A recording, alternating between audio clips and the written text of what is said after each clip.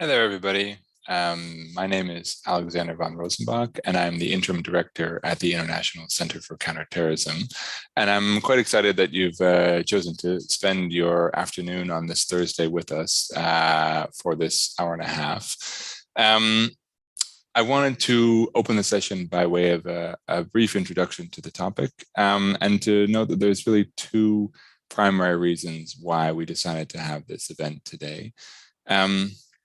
Firstly, it's really from a practical point of view that ICCT is very excited to support the release of the second edition of A Woman's Place, US Counterterrorism since 9/11, which is an important work tracing the evolution of women in US counterterrorism efforts through the administrations of the President Bush, Obama, and Trump.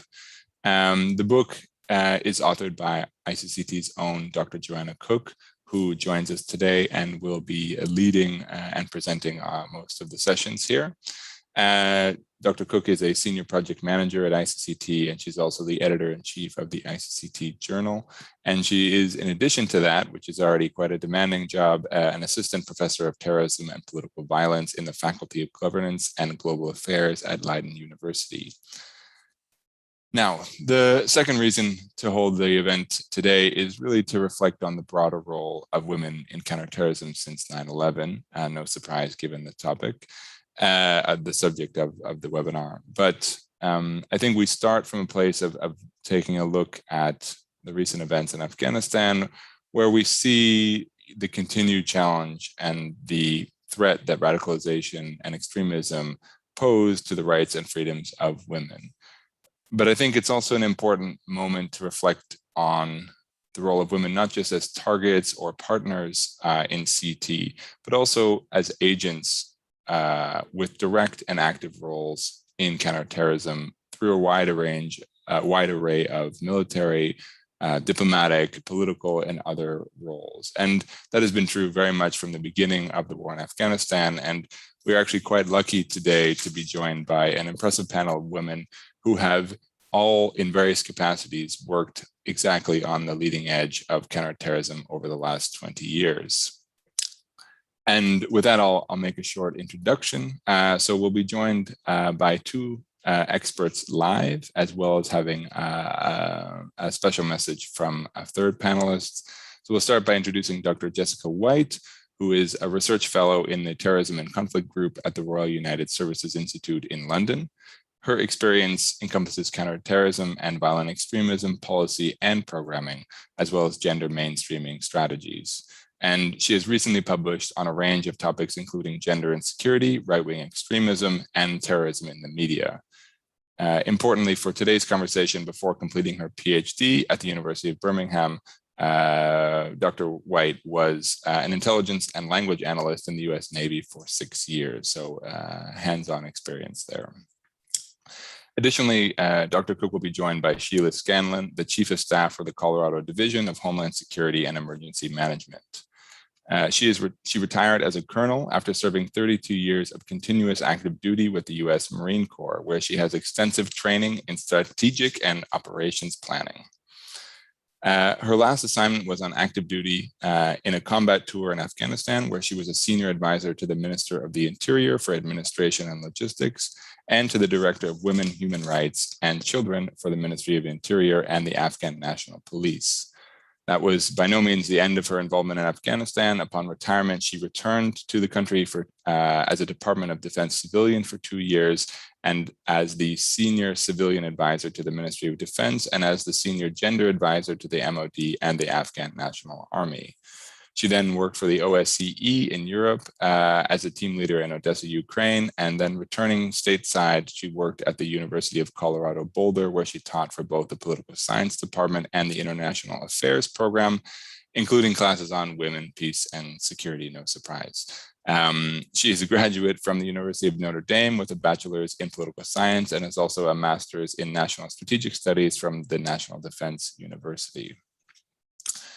And finally, we will hear a recorded message today from Ambassador Melanie Verveer, the Executive Director of the Georgetown Institute for Women, Peace, and Security. Ambassador Verveer previously served as the first US ambassador for global women's issues, a position to which she was nominated by President Obama in 2009. She coordinated their foreign policy issues and activities relating to political, economic, and social advancement of women, traveling to nearly 60 countries to do so. She worked to ensure that women's participation and rights are fully integrated in US foreign policy and played a leadership role in the administration's development of the US National Action Plan on Women, Peace, and Security. So, quite an impressive roster, and I will shortly give the floor to Dr. Cook. But firstly, I just wanted to briefly introduce ICCT to any of our listeners today who are less familiar with that work. Years ago, on a single fundamental conviction, and that is that counterterrorism practice and counterterrorism policy are more effective over the long run if they are guided by and grounded in human rights and the rule of law. In practice, what that means is we deliver three ways of reinforcing that fundamental conviction. We deliver research primarily through the ICCT journal, which explores and validates the challenges that human rights and the rule of law play across the spectrum of counterterrorism efforts. We also take that research into the policy sphere. So we work substantially with policymakers to help inform them, bring them the evidence base needed to make effective decisions that are indeed grounded and guided by human rights and the rule of law. And we go further to take that knowledge to ground. We do, well, pre-COVID, we did a substantial amount of implementation work in the field. So working shoulder to shoulder with frontline practitioners in prisons, in the community, in youth contexts, to really make sure that the global best practices are adapted and contextualized to make an impact where it most counts. So that is, in a nutshell, ICCT. And I will, just make a short note on logistics and say that, as you can see, the event is being streamed today live on YouTube. It will also be recorded and placed on the ICCT website. So if you're unable to join the entire call today, then please go find it and you'll be able to pick up the sections that you missed. I also would ask administratively to ask questions, of course, very welcome through the session. We'll have a dedicated Q&A at the end, but please do use the Q&A tool. I think hopefully everyone is now familiar with it in Zoom. And as you do so, enter your question, please just indicate your name if you haven't already done so that we know who has asked that question and can direct the answers accordingly. And last administrative note for me is that as you exit this session today, you will be prompted to take a very short 3-question, 30-second post-event survey. And that can be an annoyance, I know, sometimes as you're getting on to your next meeting or ending the day. But for us, it's really the only way we can gather feedback from you about whether this was worth your time and worth our effort to bring it to you.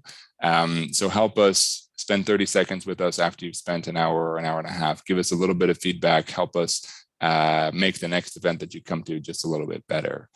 I'd appreciate that, and I know the team would as well. That's, I think, all I wanted to say. In the introduction, I'll look forward to reconnecting with you in the Q&A. And Dr. Cook, the floor is yours. Thank you so much. I'd like to thank the panelists, Dr. Jessica White and Colonel Sheila Scanlon, as well as Ambassador Milan Verveer for joining today for what I believe is a topic all very close to our hearts. Milan Verveer, our Ambassador Verveer, is unable to join us today. She's been very busy with her center, focusing on the situation in Afghanistan, as I know many are. So we're really privileged to be able to have her send a message here. So I will turn it over to this recording before coming back to my own presentation. But thanks for joining us today, and I really look forward to the discussion with the other panelists here.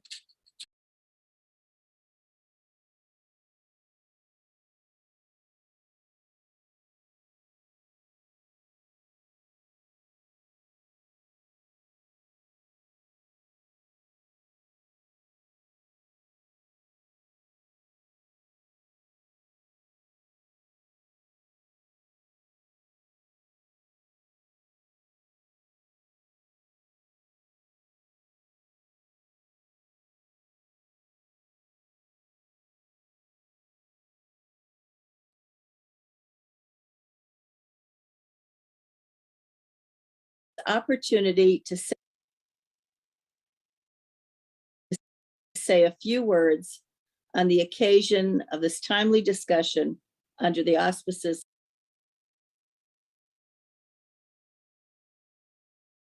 of the ICCT on the subject of your highly acclaimed book, A Woman's Place, U.S. Counter-Terrorism Since 9/11.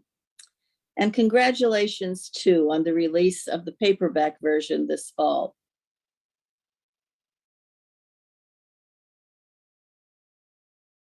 We gather on the threshold of the 20th anniversary of 9/11.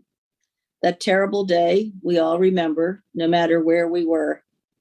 It would say a great deal in the days and years following about how the U.S. has approached terrorism, as well as the role of women in encountering and countering terrorism.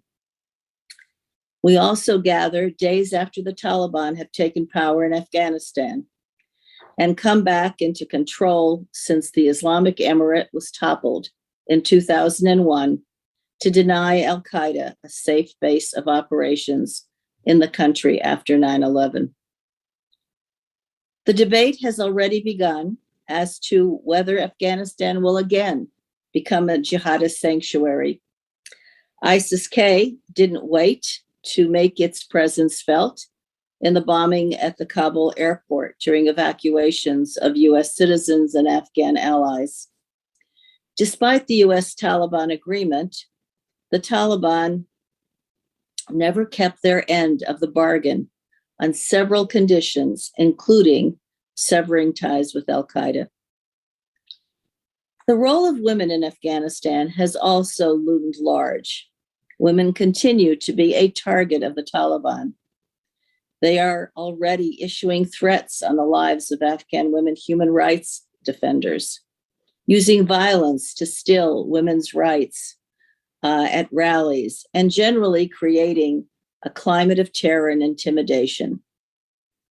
We remember that when the Taliban were last in power, violence against women was a cornerstone of their agenda. Girls were denied the right to go to school. Women were prevented from participating in the political and economic life of their society, and sexual violence was used as a weapon against them. Over the last 20 years in Afghanistan, women have played a role in security, in policing, and in the national armed forces, not in huge numbers, but nevertheless participating. And in many ways, they've served as a bulwark against terrorism. Working in and out of the United States government, I joined with many others over the years to support the role of Afghan women as critical actors in their society, engaged in matters of peace and security. This was buttressed by the UN Security Council's Resolution 1325 on women, peace, and security that was adopted in 2000. It was not about saving Afghan women who had been so incredibly and horribly victimized by the Taliban, but rather it was about the pivotal role they can and must play. One night when I was in Kabul meeting with a group of Afghan women years ago when I was US Ambassador for Global Women's Issues, the first person said to me that evening, "Stop looking at us as victims and look at us as the leaders that we are." She was right, of course. And too often we in government, in policy making, did not always see them as the partners that they were, and certainly not as women active in countering violent extremism and helping their society to recover. I'm currently at the Georgetown Institute for Women, Peace, and Security, where biennially we produce the Women, Peace, and Security Index, the first ever of its kind and the most comprehensive report on the well-being of women based on the three dimensions of inclusion, justice, and security. And there is a direct correlation between the oppression of women and the denial of their rights and the instability, fragility, and conflict that takes place in nations. In the ranking of 170 countries, those at the bottom are countries mired in conflict and beset by extremism, and they have the worst rates on the condition of women in their societies. To be clear, investments in the well-being of women are not a CVE CT policy, but it is worth noting this correlation. The UN Security Council in 2015 adopted a strengthening resolution to 1325, known as Resolution 2242, which urged, quote, gender as a cross-cutting issue with the CT, CVE agendas. In time, the US would increasingly recognize the role of women in CVE and CT. A Woman's Place documents much of the evolution that took place in US policy, both its strengths and its weaknesses. Let me mention a few points. In 2011, the US adopted a national action plan to more vigorously implement the Women, Peace, and Security agenda. President Obama, who issued the National Action Plan that was accompanied by an executive order, noted that this would mean that we would do our diplomatic, development, and defense work differently, that we would ensure women's participation and the integration of a gender perspective in our work to achieve a more effective policy outcome. In 2017, the US adopted a Women, Peace, and Security law, the first of its kind in the world. In some ways, Afghanistan, what is happening now and what has happened since, is a test of that WPS law. In the earliest days in Afghanistan, the US military engaged with Afghan women and supported programs focused on the recruitment and retention of women in the Afghan National Security Forces and in policing. The so-called female engagement teams were established there in recognition of the need to engage with local populations, predominantly women in rural areas. It was recognized that the gender dynamics in Muslim culture were affected by United States military actions with local female populations.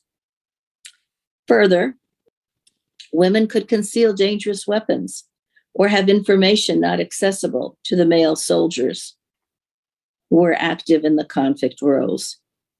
The FETs played an important role and were augmented in every combat team. In fact, women were officially allowed in combat roles in the United States not long after. It's important to understand not only how violent extremism affects women, but also how women perpetuate or prevent this global security threat. Pushing back on women's rights is a key weapon in the terrorist's arsenal. Girls are attacked simply for going to school. Young women are sent into markets to blow themselves and others up. Girls are sold into sex slavery. Women have been recruited to be perpetrators of violent extremism as soldiers, planners, logistics handlers, and recruiters, particularly by ISIS, which has perfected this. Sometimes their role is voluntary and sometimes it is coerced. They are often duped into believing that they are furthering a higher purpose, such as building the new caliphate. ISIS has fashioned a targeted, calculated, and savvy strategy to recruit women and girls. Social media has proved to be a thriving hunting ground. The evolving roles of women in terrorist organizations and the threat they represent prompted greater realization that women in CVE efforts would be an effective way to engage other women. Indeed, women continue to be engaged in preventing and countering extremism. Women's organizations at the grassroots level have been agents of positive change, including in some of the most conservative communities. Often, they are the first to recognize the signs of radicalization in their families or in their communities, often the first to detect the troubling signs that lead to violence. Women's perspectives and inclusion are rightly viewed as necessary for the development, design, and implementation of CVE programs. Military responses cannot be the only focus, and women must not be securitized in the process, reducing their role in CVE as mothers or moderate voices. But no, their role needs to be in all their diverse roles. The U.S. strategy in time has more significantly highlighted the important role of women in preventing violent extremism leading to terrorism as part of its Women, Peace, and Security agenda. The rise and spread of violent extremist organizations, resources to train women to recognize signs of radicalization to violence, and to mediate conflict within their communities to reduce violent extremism have all been investments that have been made. Yet, women continue to be underestimated in peace and security, as well as in the CVE CT mission. The importance of this topic to the post 9/11 world cannot be underestimated. The role of women deserves greater attention and understanding. And I wish you a very productive discussion in this regard. Thank you again, Joanna, for your important contribution to this conversation with your great book, A Woman's Place.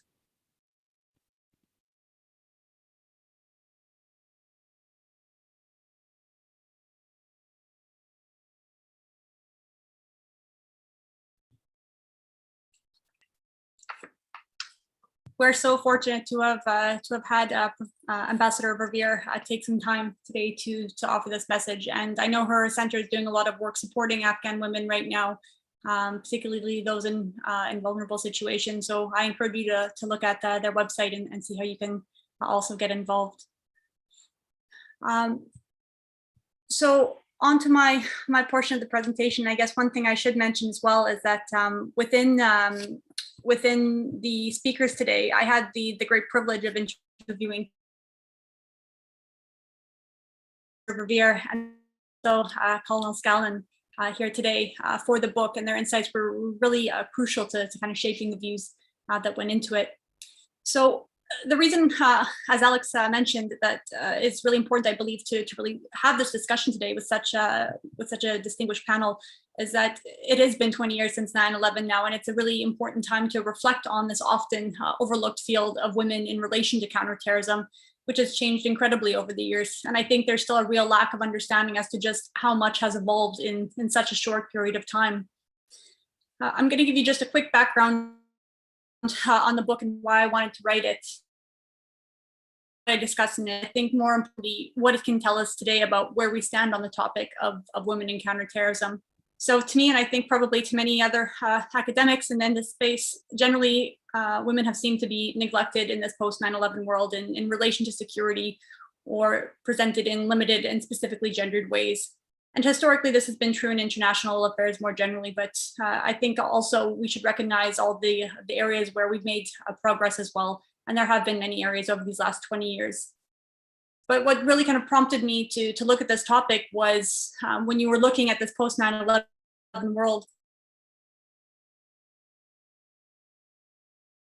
how were women being impacted by counterterrorism? What roles were they taking in counterterrorism and CVE related to this work? How are they informing or shaping counterterrorism related policies and practices? Were counterterrorism policies accounting for women, for example, in terrorist organizations? I think a real lack of a gender lens in this field work lent to a lack of understanding of the roles women had in the space, or also how counterterrorism policies and practices were accounting for women and also directly impacting women. So in the book, I wanted to examine this issue through the lens of US as the kind of leader of the global war on terror, and their international counterterrorism efforts became a real, an important country to look at. What we see when we look at the US, as we see in many countries, is we don't just talk about counterterrorism as a military or policing approach. We generally refer to it as an all-of-government or full spectrum approach. And what this means is when you're looking at counterterrorism, you can't just look at policing or military. You have to look at what that's meant for fields like development or diplomacy and defense, judicial, financial. There's so many areas that become relevant to in this space. You can highlight almost any area of government that over these last 20 years has been impacted by or had some nexus to the topic of counterterrorism. And if you really start looking more closely at those, you see where women become generally engaged or considered along the way.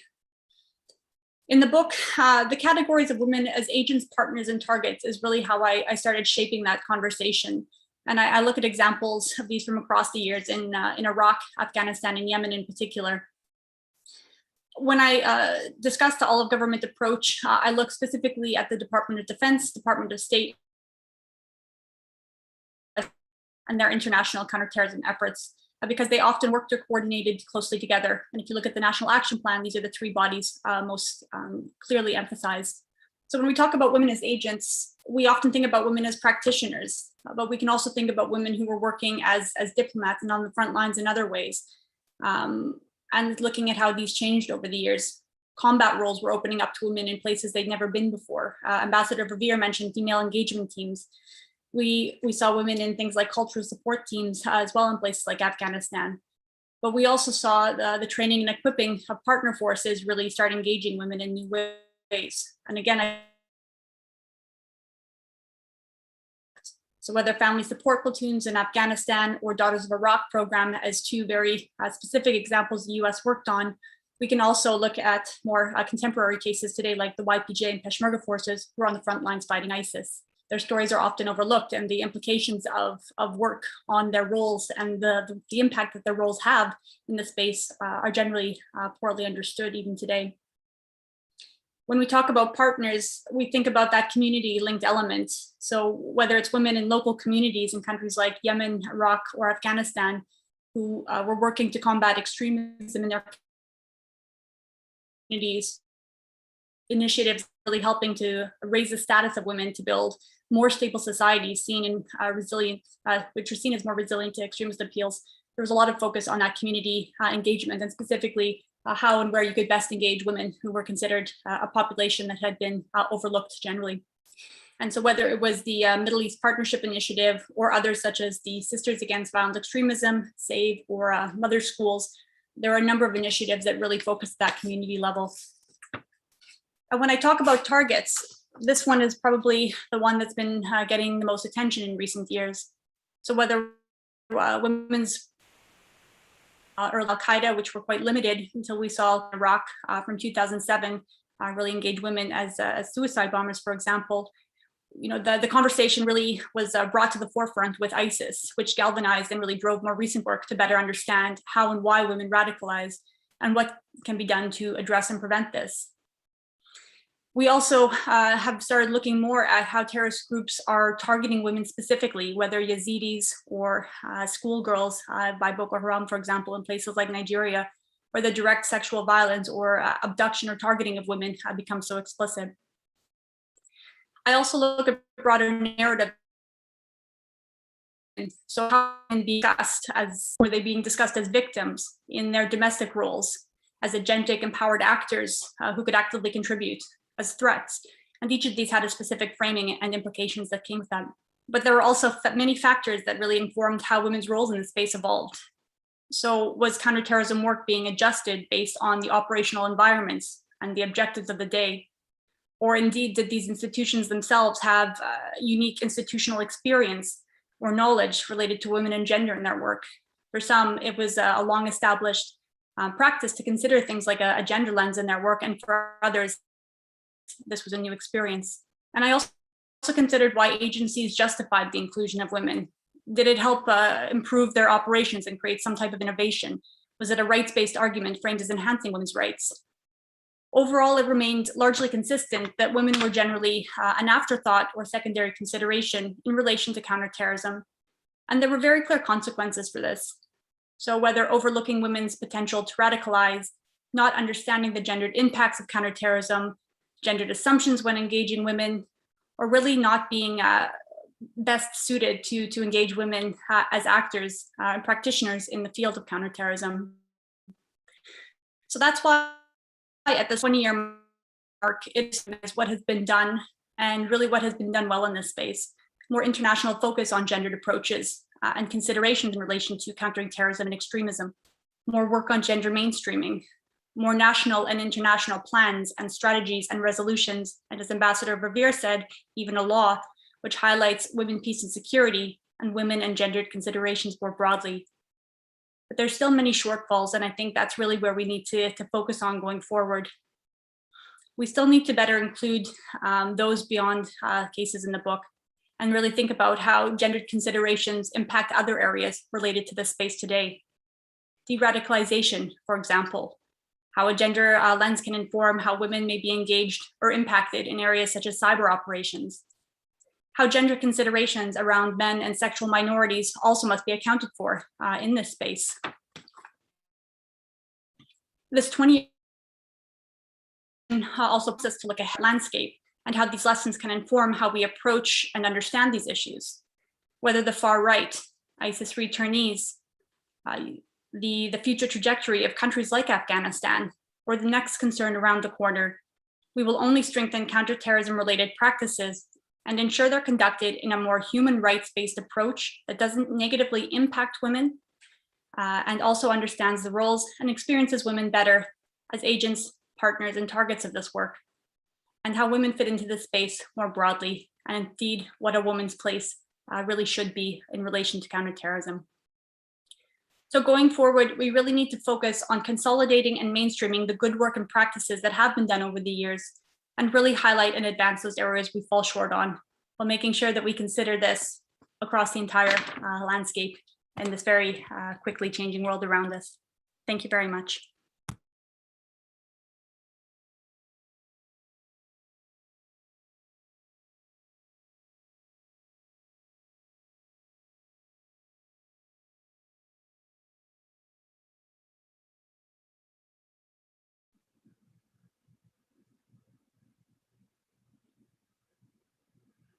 Joanna, do you want me to start? Yes, Sheila, it would be great to hand it over to you. Thank you very much. I'm going to say good morning to you all. Since I'm coming from Denver, Colorado, I'm still having my first cup of coffee. But I'm very honored to be here today. And I feel very honored to be in the midst of Ambassador Verveer, Dr. Cook, and Dr. White. So an honor to be with you all. In 2010, there was an attack on the Green Zone. And inside the Green Zone is the U.S. Embassy, ISAF headquarters, in my camp, Camp Eggers. Terrorists had gotten into the Green Zone or outside the Green Zone by wearing burqas.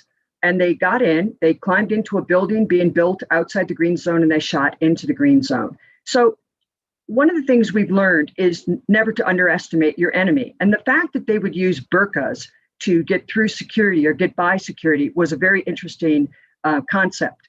And what we learned from that was when you see somebody in a burqa, it's very hard to discern who's inside the burqa. And the need to look at somebody's hands and somebody's feet to discern whether it's a woman or a man. Pretty interesting that you have to do that in a country, but we had to do that in Afghanistan. It also taught us that we needed more women in the Afghan security forces. The problem in 2010 is that many folks saw that we needed more fighters, not women as security. And that caused a problem. And it is still a problem today, and seeing that women are needed as part of the fight. So another part of the whole subject of counterterrorism and fighting is you've got women that were needed in the security forces. And at the same time, we got women now in unique roles in terrorist organizations. We have women now as fighters. We have women working finance, where they're either transferring money to terrorist organizations or raising money for terrorist organizations. We have women becoming wives of terrorists. In Norway, they arrested a woman who had been married to 3 different terrorist fighters. One would die, she'd marry another. He died, she'd marry another. And so she's under arrest now in Norway. We have women supporting jihad through propaganda programs, disseminating information, disseminating videos. We have women who have been arrested for plotting attacks on cities in Europe. We have women bomb makers, human traffickers, and even sharpshooters and snipers. In Syria, they found in Mosul women dead in the streets who had been fighters in Syria. And then they've also captured women who were supporting terrorist organizations. So what do we learn from all this? Well, never assume what a woman can do, and that women can fly under the radar. Why? They fly under the radar because many don't believe women are capable of doing these things, being terrorists. They also don't think women are capable of being in security forces, being in positions of leadership. They, as in the terrorist organizations, we see women as nurturing, not women as violent killers or violent in support of violence. So terrorists are using women to their advantage. They're exploiting women. They see women that they can use as weapons. And so we need to consider both women as terrorists, and we need to consider women as fighters of terrorism. So how do we counter women as terrorists, and how do we counter not having enough women in security forces? First, we need to remember that women make up over 50% of the world's population. And what's interesting about that is many times when we go into different countries, we tend to forget about the women. We deal with the men. Why? In most countries, men are in power, men are in government, and we just work with them and we kind of forget about the women. We have to stop forgetting about the women. We need to study the reasons behind women become terrorists, why women want to work with terrorist organizations. And we need to study why and the importance of why we need more women in security forces. So you're looking at both ends of the spectrum, women as terrorists, women in fighting terrorism. In the security forces, not only do we need more women, but in order to have an effect, we need more women in positions of leadership within those security forces, so that you're driving from the top down on women's issues and you're driving from the bottom up. We also need more women in politics, in parts of the government, in positions of power within the government. One way you do this is you do this through education. We do education also on why women become terrorists. So education is a big key. Education of ourselves, education of the people we're working with, education of women to ensure that they have that foothold in order to have positions of leadership and have positions within the security forces. Never underestimate how smart a woman is.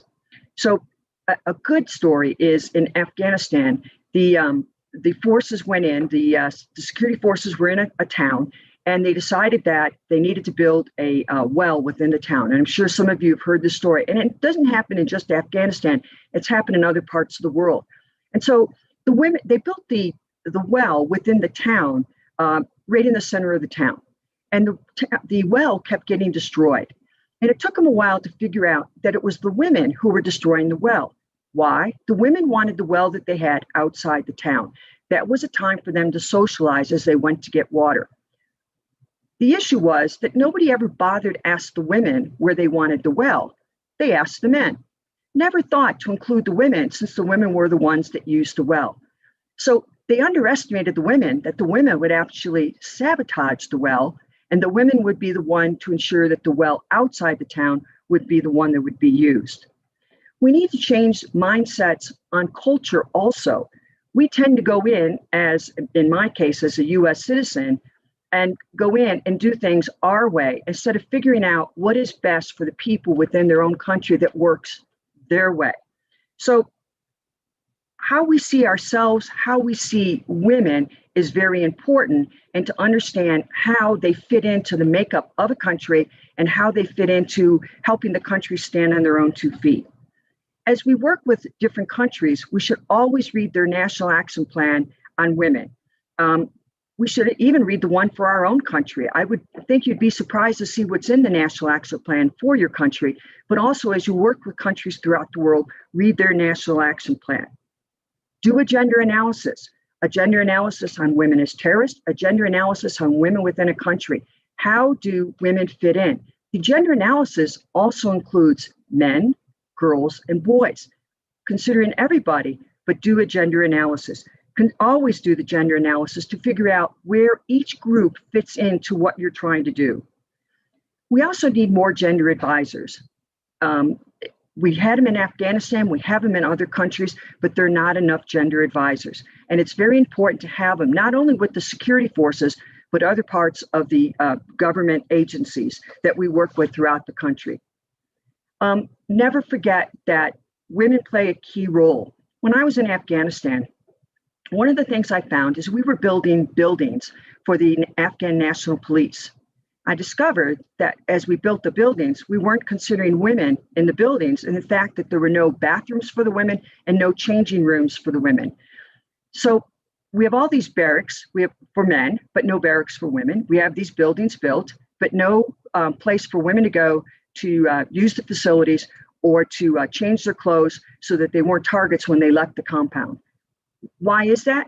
Nobody considered the women. When I asked my male counterparts why that happened, they said the Afghans never told them they needed bathrooms for women. And I looked at them and said, why didn't you think of that? Why? They didn't do a gender analysis. Why? They didn't consider the women. So we need to consider the women.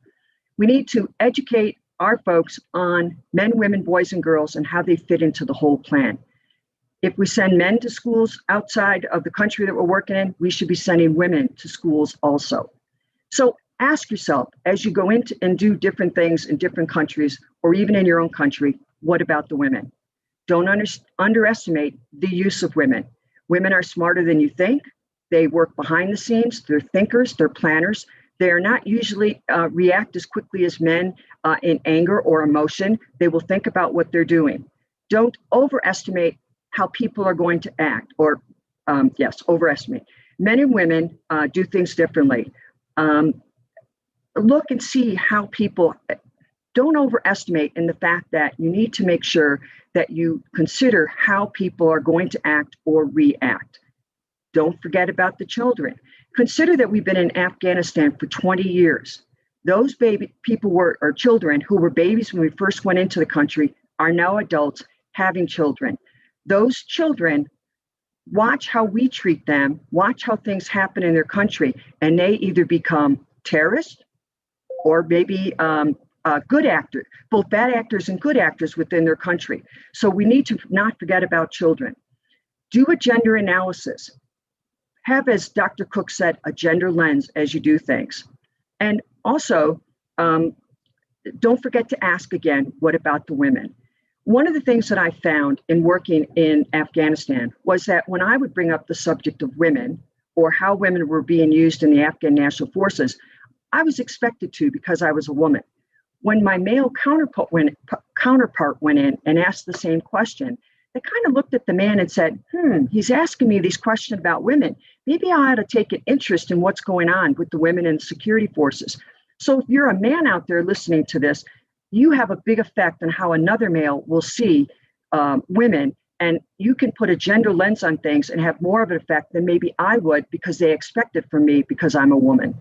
So I again ask, don't forget about the women in what you do, where you work, and in the countries that you're working in. Thank you very much.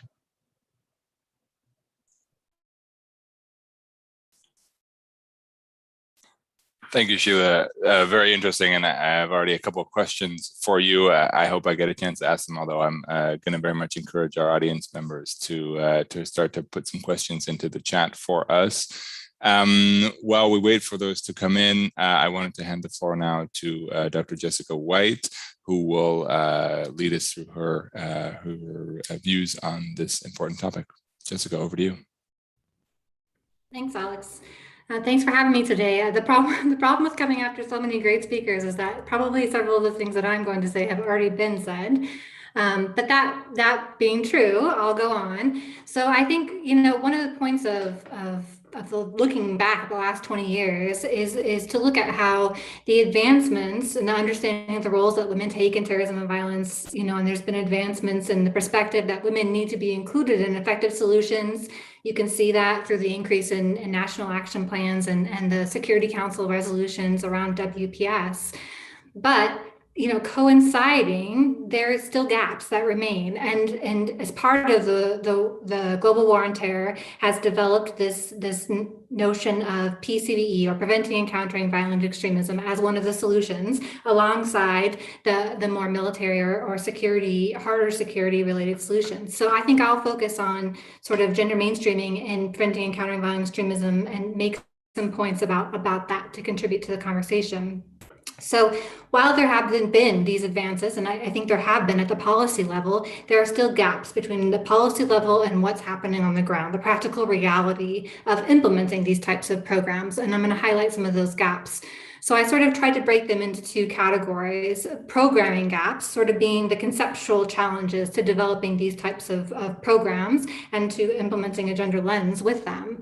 So for one, there is still a significant, after 15 years of PCVE and 20 years of the global war on terror, a significant lack of available gender data. Most of the security solutions have been implemented in a gender blind way. So not only is gender segregated data, disaggregated data not being collected, also there's not research being done on the specific contextual issues of gender roles in these locations. What is the social expectation of what it means to be a man or what it means to be a woman, and how does that impact why people get involved in violent extremism or terrorist violence? So that lack is limiting not only the research, but limiting the future improvement of programming and CT approaches. There's also gender essentialism in programming. This is something that we can see now looking back, that women are often essentialized as being inherently more peaceful, men as being inherently more violent. There's a good argument to be made that these are not inherent traits, but rather they're socialized expectations of what it means to be a man or a woman, and people performing those roles. Also, there's this assumption within security, I think often, that gender equals women. When I say gender, people think I mean women, or when I say women, people assume I mean gender. This is not the case. Gender applies to everyone, and there needs to be, and certainly I think there is more recognition now than there was, that masculinities need to be looked at, femininities need to be looked at, gender needs to be looked at as applying to everyone. And I think when we say women and women involvement in CT or PCVE, we need to remember that women are not homogenous, right? So there's different generational gaps. There's locational gaps. Do you live in a city, or do you live in a rural environment? How does that impact your perspective? There's socioeconomic gaps. These are going to have differences in the needs and the reasons, why women might get involved in violence, or the ways in which they could be helpful to a PCVE program. I think there's also, a great deal of confusion remains when you're talking about gender and implementing a gender mainstreaming strategy on what that even means. So practitioners on the ground, or even policymakers who aren't gender experts, they look at that and they think, I don't know what to do with that. So they just go on and try to avoid it, or do it half-heartedly in a way that doesn't make sense, because they're not sure how to implement it.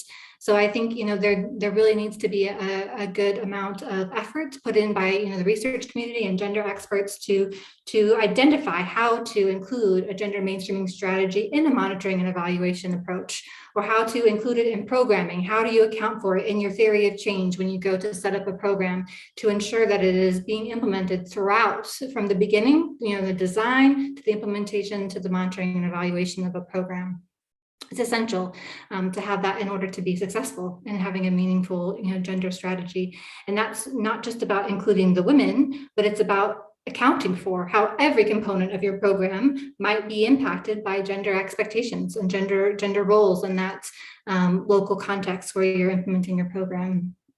And then I think there's this issue of gender equality as an ideal, or as an element of CVE. So I think, as Sheila was saying, then you go in as a Western donor, or Western government, or Western security forces, you go into a location, you don't want to implement a Western concept of gender equality, but you need to be able to address the issue of inequality and how that contributes to instability in a way that is contextually and culturally sensitive. And I think that is a challenge to be overcome, but certainly needs to be considered. Then there are very practical challenges. There's a limitation on available partners and gatekeepers. Often preventing and countering violent extremism programs are implemented with short time frames and small budgets, and you have to go with who's available there to partner with you. And these people end up being the gatekeepers. And often, these could be male-only organizations, when you're asking them to help you get the women involved, that, gives a challenge. It's not that men can't be a good, gender advisors or implement a gender lens, but the man is going to have a male perspective. And so you want to have the most diversity in perspectives that you can to make sure that you're reaching people in the way that is most effective for them. I think there's an issue of practicality, in implementing programs and times and spaces that are conducive to gender equality. So if you're trying to get women to come to your program, then you need to do it at a time, when they don't have to take care of their children, or when they can bring their children, or if they, you're implementing it in a culture where there needs to be 2 rooms because there needs to be segregation. Do you have 2 rooms, or do you have a dress code so that people can sit together? Those sort of issues need to be considered and are often deeply challenging to practitioners on the ground. There's these ingrained perceptions of gender roles that, mothers are more effective in reaching their children, which they may be in some cases, but sort of these assumptions about the nurturing nature of women and their role in the private sphere often encourage pushback from local community leaders, and even, I think, government policymakers on why do we need to include the women? They're not part of the security conversation. They don't need to be included. So finding a way to deal with that sentiment is a significant practical challenge for programs on the ground. And then I think, sometimes the issue of including gender inequality leaves little room for covering other PCV issues. So one of our, at RUSI, one of our STRIVE team leaders said, gender is the most imminent power balance. It's the thing that's in front of them every day, whether or not they can get divorced, domestic violence. These issues are very primary in their sense of grievance. And that leads to little room in the conversation. They focus on that, and they maybe don't want to discuss conspiracy theory or social media, concerns of social media. So there is a challenge around how to address gender inequality as a part of CV, but not focus the whole program on that. So there's some recommendations, and I'm going to run out of time probably. But I think, certainly we need to have a gender responsive or gender transformative, whatever acronym you want to say, approach to be taken across the whole program, from the design stage to the implementation to the evaluation. If you're not thinking about, those local contextual gender norms at the very beginning, it's very hard to backfill into a program. So it needs to be throughout. It needs to definitely be included in monitoring and evaluation frameworks. You need to have it as part of your expectation for a program, or it will just fall by the wayside because it's very challenging to implement. I think, PCVE programming obviously needs to be supported comprehensively if it's going to be an effective security solution. If you don't give it enough time and money, it can't address deeply ingrained social issues like gender inequality or the, empowerment of women. Also, the empowerment of women, while a very effective tool and necessary, is not necessarily enough. Equality is key, because if you are empowering a small set of women, but leaving them in a culture that is inherently unequal, it's that inequality and those unequal expectations of what it means to be a man or a woman that lead to instability and potentially lead to violent extremism. So I think at the end of the day, equality is key. Gender essentialisms, as I said, hinder the outcome of programming. And I think the last thing on PCVE is that usually most of this programming is very aimed at youth. That's the largest population that these programs are directed at, but it's left gender neutral. You say youth, but you don't disaggregate whether you're talking about male or female youth. So you're not accounting necessarily for the different experiences that male or female youth might be having in those contexts.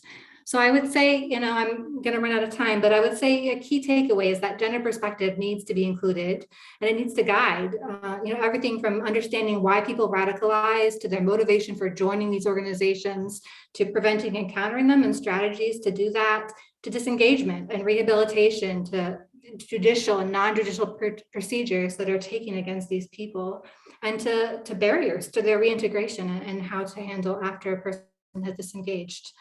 Gender perspective needs to inform this programming, and women may have specific needs and challenges not previously considered by programming designed for men. So the securitization of women's rights is not good, and we don't want to do that. We don't want to cause harm, but we need to think about these elements as we're thinking about countering violent extremism or counterterrorism more generally. there continues to be this lack of gender expertise, which can be remedied partly by having more gender advisors, more people who have that specific knowledge, but also just improving the knowledge across the board of what gender means and how it's applicable.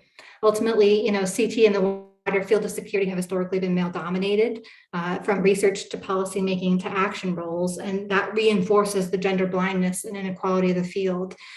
So until that can be remedied, until we can include more women and diversity in those elements, then I think it's very challenging to effectively, put women as part of the solution, a peace and security solution. And we certainly need to think about, as the threat spectrum evolves beyond the past, 20 years of focus on Islamist extremism, many, societies are looking inward at far-right extremism and whatever might come in the future. We certainly need to carry forward the lessons that have been learned and try to improve gender mainstreaming approaches as we go. Thank you. Thank you very much for that. And Sheila, I'll ask you to turn your camera on now too as we go to Q&A. But first, a big thank you to the panelists for sharing their experiences and their insights from very kind of diverse approaches to this field. I think the one thing that really jumped out at me is if we're looking forward, we've all agreed on and kind of highlighted and echoed a very similar point here, that gender analysis matters, and that becomes very fundamental to all three of our fields. And whether that's education on what gender analysis means in this work, or how to conduct it, how it can be implemented consistently in practice, or how to effectively work with different populations and engaging that gender lens, I think that seems to be one of the kind of key takeaways from all of our presentations in terms of what we can do better amongst many other things here. But I will turn it over to Alex now to moderate the Q&A, and I really do encourage the audience to put those questions out there, and we're very happy to have a discussion around those. Thank you. Great, thank you very much, Joanna. Yeah, I wanted to first again thank everyone who has already made an intervention here today. But I think I wanted to start actually with the first question that has come in from Megan, which I think is quite an important one, actually, and that one that perhaps is going to be quite personal for each of the speakers here. And it really addresses the disparity between men and women in the academic, but I think we can broaden the question out to the military or other fields that you have each individually worked in through your career paths, where I think I will guess that it was a fairly male-dominated space in many of those career lines. And Megan is asking what the challenges were that you encountered, and obviously how you overcame them in that context. Yeah, I think it's quite an interesting question. Feel free to get as personal as you feel comfortable with. Maybe Sheila, I'll ask you to take the floor first, put you a little bit on the spot there. But yeah, recognizing where she starts from as a student, I think it's quite an interesting vantage point that you give from the other end of a professional career to look back. So I'd appreciate your thoughts. Sure. It's funny to be asked that question because as a United States Marine, I was in a very much male-dominated area, and I didn't realize that when I joined. It didn't play a part in my role of deciding. I had 5 brothers, so maybe that made me a better Marine. But the challenges were being underestimated. Challenges were not being given the same opportunities as men and having to fight for it. And one of the things that happened when I was a mid-grade officer was that we had a deployment going from Okinawa, Japan to the Philippines. And the women weren't allowed to go because they were going aboard ship. And at that time, women couldn't be aboard ship. So they excluded the women from going on deployment. Now, if you're excluded from those opportunities, you're also excluded from even getting promoted because you didn't do the things that your male counterpart was doing. So we had to fight to get women to fly into the country. Well, then the problem was, what do we do about birthing and bathrooms and showers? And you're thinking, how hard can this be to have either a tent for us? I've even shared a tent with guys through my career. People are respectful of each other. And you put a sign on the door that said, women's turn to use the showers or women's turn to use the bathroom. It wasn't hard, but it was such a fight to get the men to understand that the women needed the same opportunities. So what do? Well, as a woman, I think that we have to work twice as hard to prove that we can do the job. I also think that that's very easy for us to do because we are a very unique brand of people, and we're very smart. So that's what I did in the Marine Corps. Is I worked twice as hard to prove that I could do the job. And I always tried to do the best that I could do. So I was never looked upon as being a woman, but being a Marine instead. And that was very important. And I still think it's a fight today in a male-dominated society that we still have to do that. But, if we're 51% of the population, maybe one of these days we'll just take over. And no, I'm only kidding. Well, maybe not. So that's my answer. Super. Thank you, Sheila. And I will openly acknowledge some slight discomfort as the one asking the questions on this. I feel like this is the wrong place for me to be on this conversation, but I will nonetheless pass the opportunity for Jessica, given both your academic and your military service. How do you see that question and reflect on it? I think you've probably got a quite unusual panel here and having two military service women on your panel. Certainly I came along after, Sheila had done twice the fighting for women for quite a long while before I joined the service. I was in for 6 years, so much different experience, I'm sure. But certainly I think you still have to work twice as hard to get anywhere. I think it's the same. It's interesting because I got out of the military, which, even now, very male dominated environments. And I thought, okay, I'm going to go do my PhD and I'm going to look at, gender mainstreaming in the military and CT and see if I can change somebody's mind about why this is important. And I don't know that I have. I hope I have. But I feel it's the same thing in research. You get to research and you realize this is still a male dominated field. It's still every time I start one of these panels and talk about this issue, I have to say gender is important. Women are important. And, we need to get past that point in the conversation where we're not having to explain why it's important, but we can get on to explaining, how to do it better or, what lessons have been learned. And I think, that's still, it's the same problem. It's the same problem in government policymaking and research and in the security forces themselves, is that we just need more diversity in those fields. If you are a man, it's not your fault, but if you're a man, you have a male perspective. If you're a woman, you have a female perspective, and just having more of that perspective, not that men can't, men can be great champions for, and we need more male champions, I think, for gender equality, but the more perspective you have, I think, the better off you will be, but you will have to fight harder, I think, than your male counterparts. Thanks. I think quite a frank answers from both of you. Joe, given your own background in journalism, in academia, and otherwise, I want to give you the last word on this one. Yeah, and I think my experience has perhaps been a little bit unique in that I've found a lot of support from male colleagues along the way too, and I've been very fortunate in that. But I think one thing that's been very useful along the way is, particularly to have your research taken seriously, or the subject matter itself taken seriously, is that I think there's very few actors that would say they don't want women to advance in this space. They don't think it's a good idea to consider women, but you've really got to find language or examples or compelling cases that resonate with them and really kind of drive it home, like that aha moment. This is why it makes sense to me, and this is how I can really do it better in my field. And these are the benefits from it. So, for example, if you consider the gendered impacts of, for example, drone strikes or surveillance operations or other types of work, and you can demonstrate that actually you'll get more support from the community if you account for that gender lens, or you don't negatively impact half the population. This is a great thing, and it can actually empower or better enable people to do their work more effectively. So I think, also engaging in that dialogue and those discussions with folks that might be on the other side, and really trying to find points of common understanding or language or case studies where you can bring your lens to the work that they do and find ways to really kind of bring that to light in clear, compelling ways is a really useful way to keep that conversation moving forward.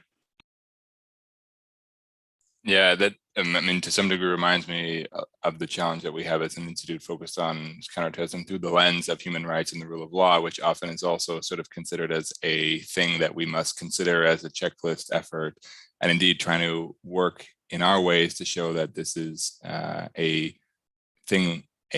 lens that can actually help deliver value to that person's mission or their task in their job, and not just a thing they need to get through in order to do their job. And I feel like Yeah, I hear basically the same sentiment from you that we need to do better.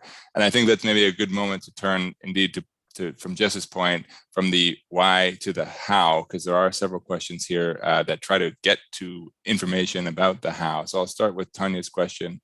And she is asking the panelists to focus on experiences in particular from Iraq and Syria, and to reflect on that a little bit, to give some advice to national defense ministries who are indeed designing the military missions that do the fighting and the rebuilding often in recent years anyway.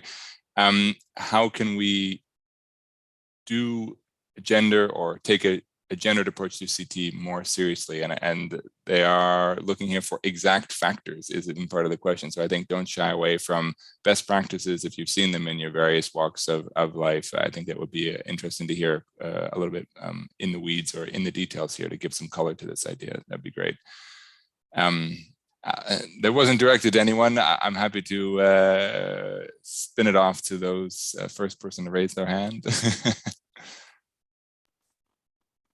I could start off just a quick comment here, but Sure. I think from the academic perspective, if you were looking at women that went over there, or how women were relating to ISIS, whether as supporters or whether they were active militants or violent actors within the group, or whether they were being targeted by the group directly, as we saw with Yazidis, for example.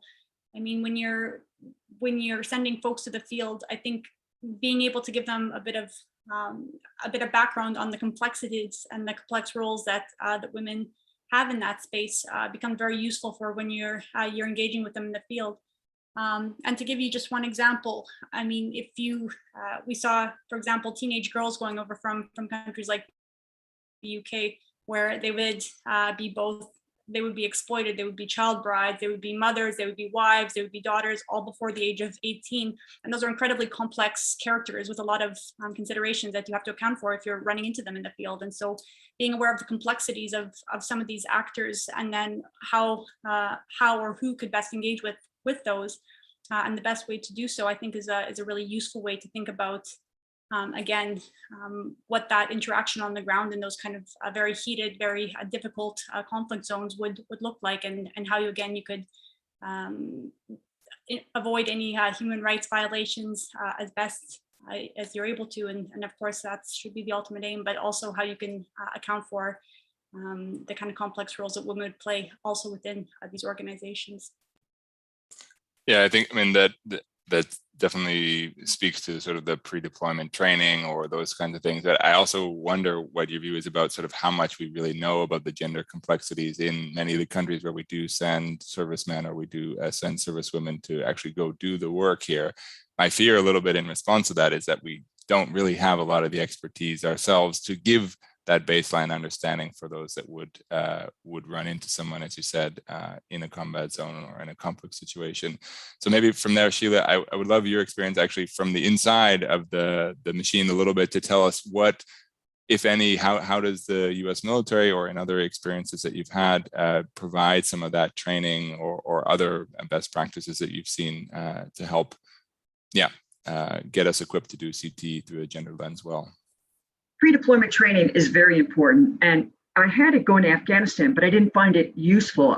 Everything they told us about, don't show the soles of your feet to your Afghan counterparts, and I always saw the soles of their feet, and I'm thinking, what about that? We as Americans immediately put our hand out and shake, maybe pre-COVID and maybe not so much, post-COVID, but they don't shake hands, at least not with a woman, and you learn to put your hand over your heart, wait to see if they stick their hand out, and shake your hand. So you learn the different nuances, but we do it through education before going, and we include men, women, boys, and girls as we talk about culture, so that our service members before they go understand these things. And I don't think we do a good enough job with that. We're supposed to do it. It's part of our national action plan, but it's not always done. One way to try to get the subject of gender forward is to get your male counterparts on board with the subject so that they're bringing the subject up. As I said before, having a man talk about it is sometimes more impactful than if a woman talks about it. So I'm getting them to talk about it, getting them to ask questions about their counterparts' wives and daughters and education and what they're doing and jobs, and just talking over these different subjects, not trying to push your your own culture on them, but to get them to discuss it and have a good interface. And then the other key that was important for me over there was key leader engagements, of trying to get the subject of women and women, peace, and security into the key leader engagements, whether they were military senior leaders coming over or civilian senior leaders coming over, that if they included in their talking points, they would at least ask the questions, they got the minister's attention, whatever person you're dealing with, the leader's attention. So that always became important. And it never hurts to pull on the heartstrings of those that you're talking about, of don't you want to make your country better for your children, for your wife, for your daughters, and get them to see that maybe it's an important subject to bring up in their own country. I hope that helps. Great, thank you. Jess, did you want to weigh in with anything? Please feel free. I was just going to say, this is sort of after. So Joanna described the pre, and then Sheila told us what, for the military members going. But I think afterwards too, now that we're thinking about what to do with the women and, the children that are in the camps in Syria and Iraq. And that's been a question that we've been discussing a lot lately, I think, in the academic circles. I've seen Joanna in other meetings talking about this, very issue. And I think it really is important for countries to think about this as part of their national strategies, because you have to think about what impact your surveillance methods have. You have to think about what is your legal system set up to handle these complex issues of somebody who might be both a victim and a perpetrator. Women are often, they're seen as being more peaceful. So when they are violating that of their own free agency, then they become abhorrent monsters, and they're treated even worse than males who have gone, and fought in these conflicts.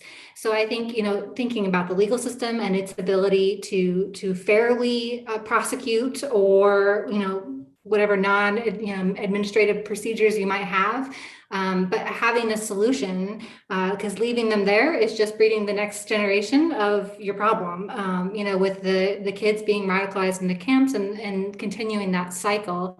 And I think certainly countries need to start preparing for bringing these people back, and in that there might be a massive increase in the number of women violent extremist offenders. So they need to think about what prison services they have available, and probation services, and exit programming, or whatever you call that stage of community reintegration that needs to come afterwards, and the specific concerns that will arise, and the needs for parental considerations, and all of these needs that will be different when you're talking about women and children versus male offenders. So I think that's the next step of considering the practical things that need to occur at a national level. Super, then I think that's a nice answer. We sort of get the pre, the during, and the post. So I hope, Tanya, that answers your question and gives you some food for thought.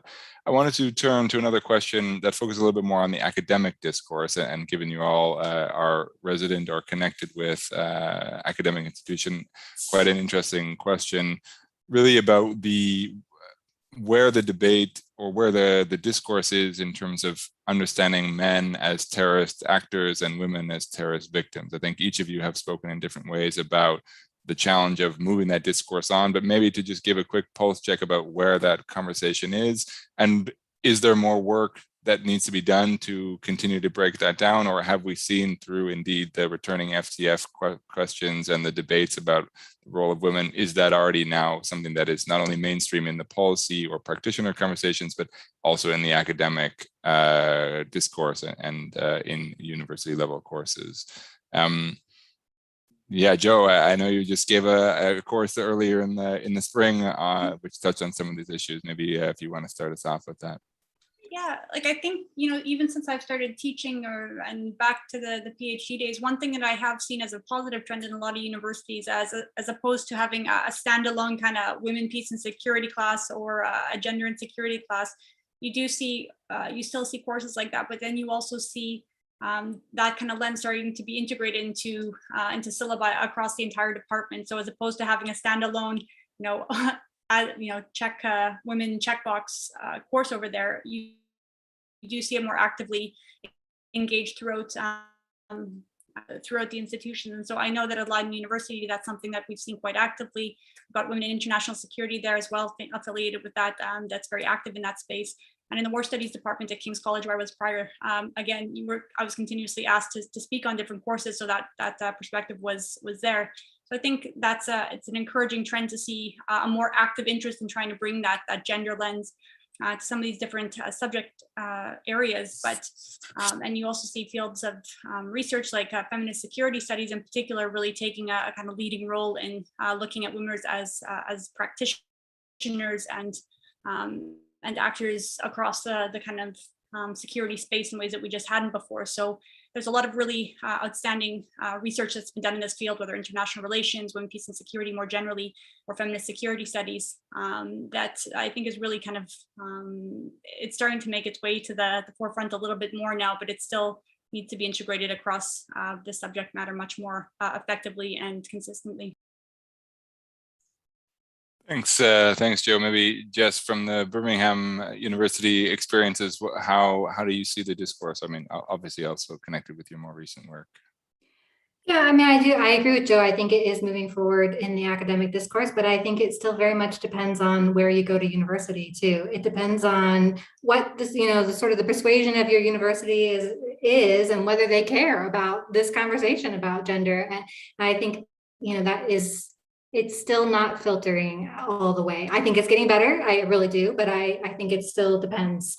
And I think, one of the things, this is not exactly academic, but one of the things coming from the national security environment, which is obviously a very siloed environment because of the nature of the work that we did, I was one of those people, and naively perhaps, that wanted to help build the bridge, because there is this whole cadre of people that are government specialists who spend 30 years doing the best job that they can do, but with that very specific perspective that doesn't always include the bigger picture that academia can offer. And then there's these academics who talk to the clouds, and they never quite make it practical enough, for a government non-specialist to understand. And so I think there needs to be more people who are bridging this gap, because I still hear practitioners, and I would think we still hear military officers or politicians saying, why is this important? Women are not the problem, men are the problem, they're the ones that are out fighting. But you wouldn't say, if you said to a military officer, look, do your logistics guys, the guys who set up your tent, the guys who cook your meals, do you consider them soldiers or sailors or whatever? And they would say, yes, of course, they're soldiers, they're doing the same, but they don't think about it in the same as women do all those jobs for terrorist organizations. They may be in supporting roles, they may not be prominent in the front, but they don't think of women as being, in those roles. So I think there still needs to be a bridge to get across those two, the divide there. And I think that the more universities can make it practical, is the more helpful it will be. Yeah, super interesting analogy there between soldiers and yeah, I think it's a quite an important one. Sheila, maybe give us a slice of the U.S. perspective from Colorado. That would be interesting. So I agree with what Jess just said about leadership. It needs to come from the top down to say, you need to be inclusive, and we're in this inclusive society of at a time right now. So it's important. But what I also found is when I was teaching, I taught 2 classes within the curriculum on women, peace, and security.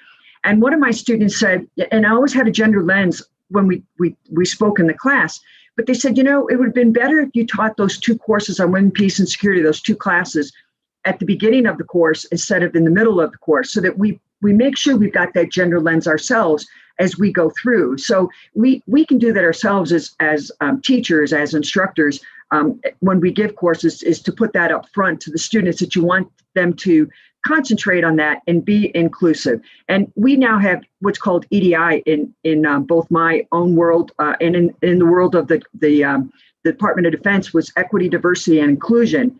And it's becoming a big thing and an educational thing, both in the government, in where I work now, and in the academia. And if we start thinking about that and having our students think from that standpoint, we can build this generation to be thinking that. Because as Jess said, some of these people have been doing it for 30, 40 years. It's kind of hard sometimes to train them to think in this realm, where we can start with our students and do it that way. And can I just ask a quick follow-up in terms of sort of the gender makeup of the classrooms? Because I also, certainly in my own experience doing bachelor's and master's now 10, 15 years ago, security was seen as also a more male-oriented studies, and it wasn't something that a lot of women went into, certainly not the majority. I'm just curious, what do you see reflected in the classrooms that you teach or have taught in recent years? So it depends on how you put the curriculum. If you say that, in my experience, the classes on women, peace, and security, the whole class is going to be, as soon as you put the word woman in it or women in it, you get more women than men in the class. If you kind of put that as not the focal point of the class and go from the security aspect, you get a good range of students. So I was in a discussion among other academia on whether or not we should use the word gender or we should use the word women, because sometimes that only it doesn't bring a good, inclusive, equitable class of both men and women into the class. So it's unfortunate we have to do that, but it's how you word it is how you draw the folks to your class, is what I found. Yeah, so Joe, I don't know if you were leaning in there to give 2 cents based on your, okay, perfect. Great, well, please, for those still with us, which many of you would be very welcome, I'll ask a couple of questions.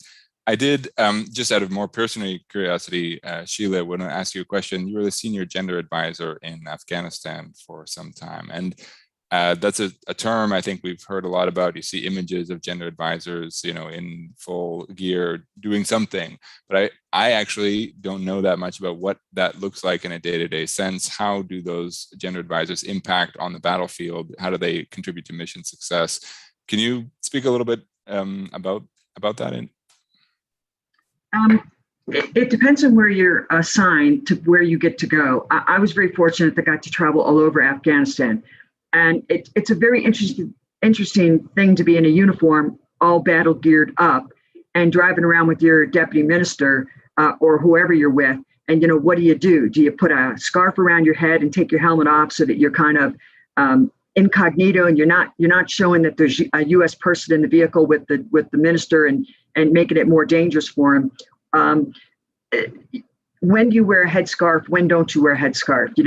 It was a very, it's a dilemma. What do? Are you an American? Do you go by their rules, your rules? And you have to fight yourself and your own conscience on what you're going to do. I chose for the most part not to wear a headscarf. I either kept my military hat on, or if I took it off because I was inside. It depended on where I was, and you had to know who you were with and what you were doing and whether or not you needed to stand out or not stand out. So you do get to travel, you get to do things, and you do stand out because you're a woman among many men, and you stand out because you're an American. And I will also tell you that I was looked upon as a fourth gender, or a third gender, I should say. I wasn't seen as a gender like they saw their own women and daughters. I was looked upon as something different because I wore a uniform, or when I went back in civilian clothing because I was an American. So it's an interesting dynamic of how you're seen and how you must act within where you're at. So I hope I answered your question. Sheila, I think in the interview that we had for the book as well, you were really talking about the practical role the tasks that you were doing in that position, and those were, I think, very insightful. And I know that there's a lot of students on the call as well. So very day to day, what were some of the practical tasks, perhaps as a gender advisor, that you could expect to be taking up along the way? So one of the things I did was I helped the Ministry of Defense write their National Action Plan, which, you have to be very careful. You don't write it from a U.S. perspective, you write it from their perspective, and a perspective that they can implement it, not something that is just out there, looks good on paper, but not something they can do. I worked on how to get women promoted within the Afghan National Forces. How do you make it so that they can get promoted, because they're limited on what they're allowed to do?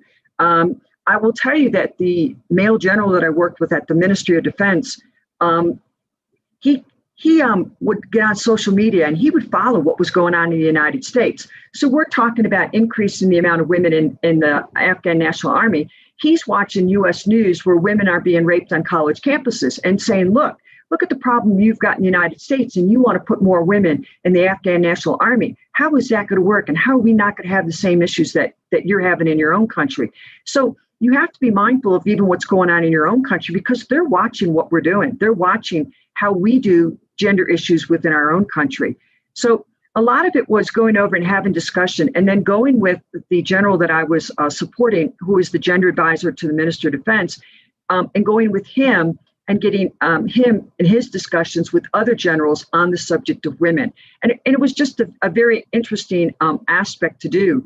And the other thing I will tell you is, when you work with a female general, as I did with the Ministry of Interior, is taking her over to introduce her to other male generals within her own service, her own Ministry of Interior, so that she can build a relationship with them and they can help her. So it was a very interesting dynamic of working both with the police and the Army. I see Jess nodding vigorously to those last comments. So super, very interesting insight into a bit more of the day-to-day that. I think we've got time to squeeze in maybe just one last question, and then I'll try and wrap it up here. Actually spoke to the question of recruitment of women, or indeed through the EDI lens, into the services, into the public safety realm. Joanna, I guess I'll lead the question to you, having now conducted a significant amount of research on the challenges and the opportunities that lie ahead for this from your book or from other experiences you've had. Where do you see opportunities to enhance the role of women through, particularly in making it a more attractive place to work in the security services? Yeah, and I know both Sheila and Jessica are probably much more qualified to speak about some of their own experiences. But I guess from what I've observed in some of the sectors that I've looked at, was that when you see faces that reflect your own, or so when you see representation in senior leadership, when you see locations that seem like they're friendly to work in, I mean that's what any individual would want in their employment choice as well. And so being, again, Sheila highlighted the importance of things like women being able to advance at a similar stage in men in their careers as well, and having kind of considerations around that highlighted. But, you know, I think what was quite interesting as I was looking across all of these fields, you would see women more represented in very specific fields. So if you were looking at aid development, for example, women were quite active at working in that space. In defense, that was the case too, but it was interesting because it seemed to be in certain sectors, for example, intelligence, you would see a larger representation of women. So it always made me kind of think, you know, what about that specific office or role became more attractive to women, and why was it? What can you do to make some of these others a bit more attractive as well? But I'll hand it over to Sheila and Jessica here. Please, yeah, feel free.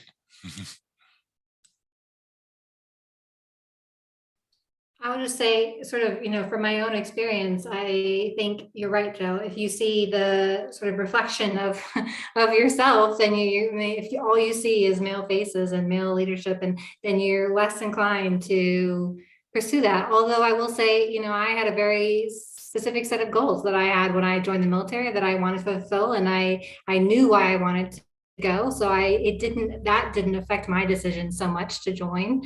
But certainly having that sort of, I mean, in my time in the military, I think I attended dozens probably of, you know, lectures or whatever, you know, your service wants to call them, sort of trying to train everyone on gender respectfulness or respectfulness to your fellow service members, and sort of, you know, these classes about how to treat each other, and certainly, you know, sexual violence and violence against women is a problem in the military, as it is in, I think, most militaries, you know, but feeling that safe in your own environment and protected by your brotherhood, if you want to call it that, or sisterhood, is an essential part of you know, feeling confident in your job. And I think, you know, why you see more women maybe in the intelligence services is because that is more of an office environment and less of that combative environment, where you might feel more comfortable, you know, in that environment than in taking up a role. But as Sheila said, you know, there has been a progression in the roles that women can take, but for a long time you didn't have the same opportunities. So I think you have to have the opportunity to take up these other roles as well in order to push more women into them, or encourage more women into them. And I think Jess is right on that. Whether it's our military or the Afghan military, or even when I was in the Ukraine, is why should women join? What is in it? You know, besides love of your country and wanting to support your country, are we going to give them an education? Are we going to support them? Are we going to give them the same pay? What are those things that are going to make women want to join? Are we going to give them uniforms that fit? I mean, I wore a male uniform, and I'm sure Jess did too, my whole career. The only thing that was female is our dress uniforms. You know, I got to skirt and I was, you know, loved it when they finally allowed us to wear trousers, and you know, just, you know, do you look like a guy, or do you look like a girl, or do you just look like the service that you're in? And it's those same things in other countries, but But the problem in Afghanistan is that it could get you killed. And that's why we needed changing rooms for the women, because wearing a uniform as a woman in that environment, people saw that, the only women who join the military are whores or fallen women, women who can't survive any other way, that it was a negative thing, not a positive thing. So how do you work it so it becomes a very positive thing for a woman to proudly wear a uniform, whether it's in our own country or in a country that we're working in? And in the countries that we're working in, it is much more difficult. And it means you've got to work a lot harder to make it so that they can join and be productive part of their security services. Super interesting note to end on there. I think that's, that is quite a challenge. I recognize we're 2 minutes over, so I will leave it here. I will firstly say thank you to Sheila, Jessica, and Joanna, as well as to Ambassador Verveer for their contributions to today. Secondly, I will make a shameless plug, because Joe will not. Please, if this conversation has been interesting, go buy the book. It's an excellent read. It's now in paperback, so it's even that little bit more affordable to put on your bookshelf behind you after you've been through it. So please do that, and we'll make sure to circulate a link to do so after the event. Lastly, just as people go here, I will reiterate, take 30 seconds, tell us what was good about this, tell us how we could improve. We do all these events all the time. We make everyone a little bit better, but that's only based on your feedback. So please, if you wouldn't be so kind as to give us two cents from you as you're out the door here, we would really appreciate that. With that, thank you very much, everyone, again, and we'll look forward to seeing you at the next ICCT event in the coming weeks. Have a good evening or morning. Thanks, Sheila. Thanks, everyone. Bye.